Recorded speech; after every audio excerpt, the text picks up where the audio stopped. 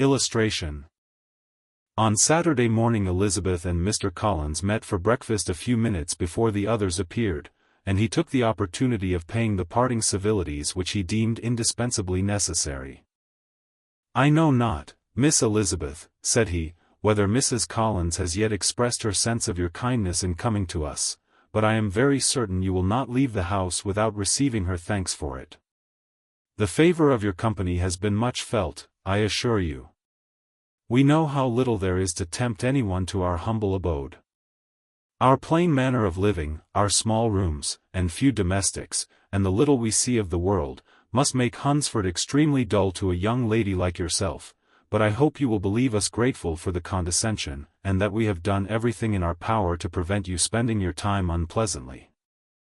Elizabeth was eager with her thanks and assurances of happiness.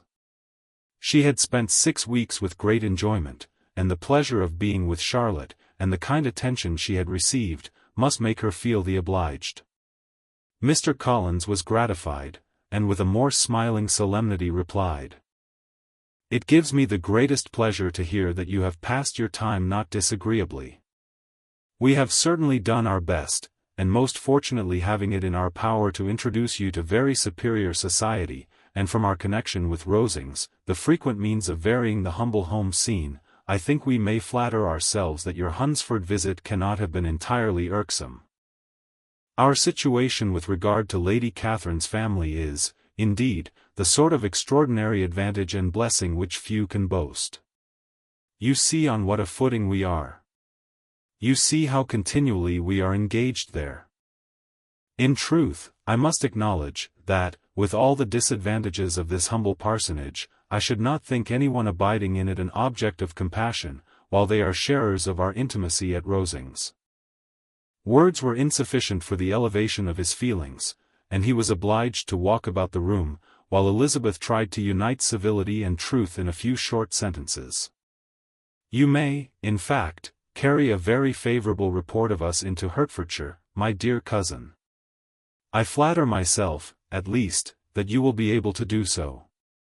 Lady Catherine's great attentions to Mrs. Collins you have been a daily witness of, and altogether I trust it does not appear that your friend has drawn an unfortunate, but on this point it will be as well to be silent. Only let me assure you, my dear Miss Elizabeth, that I can from my heart most cordially wish you equal felicity in marriage.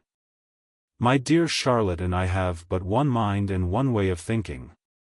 There is in everything a most remarkable resemblance of character and ideas between us. We seem to have been designed for each other." Elizabeth could safely say that it was a great happiness where that was the case, and with equal sincerity could add, that she firmly believed and rejoiced in his domestic comforts. She was not sorry, however, to have the recital of them interrupted by the entrance of the lady from whom they sprang.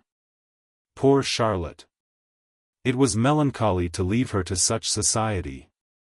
But she had chosen it with her eyes open, and though evidently regretting that her visitors were to go, she did not seem to ask for compassion.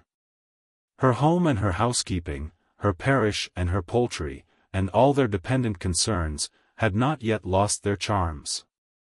At length the chaise arrived, the trunks were fastened on, the parcels placed within, and it was pronounced to be ready.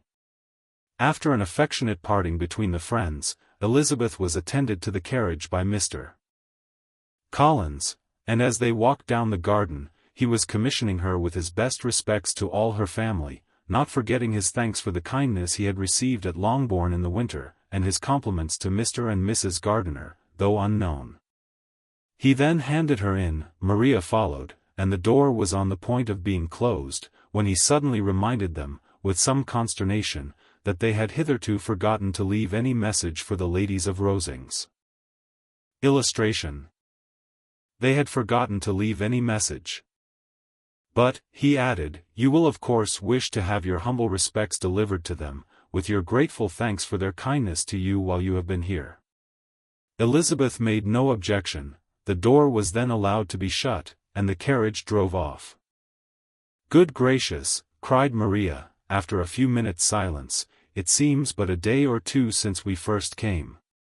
And yet how many things have happened. A great many indeed, said her companion, with a sigh. We have dined 9 times at Rosings, besides drinking tea there twice. How much I shall have to tell.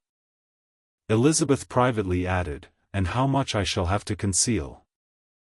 Their journey was performed without much conversation, or any alarm, and within 4 hours of their leaving Hunsford they reached Mr. Gardiner's house, where they were to remain a few days. Jane looked well, and Elizabeth had little opportunity of studying her spirits, amidst the various engagements which the kindness of her aunt had reserved for them. But Jane was to go home with her, and at Longbourn there would be leisure enough for observation. It was not without an effort, meanwhile, that she could wait even for Longbourn, before she told her sister of Mr. Darcy's proposals.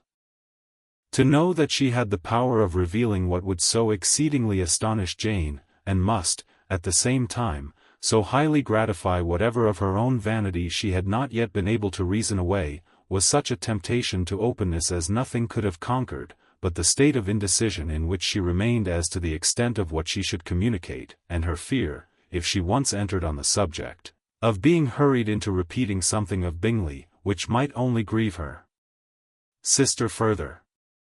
Illustration. How nicely we are crammed in.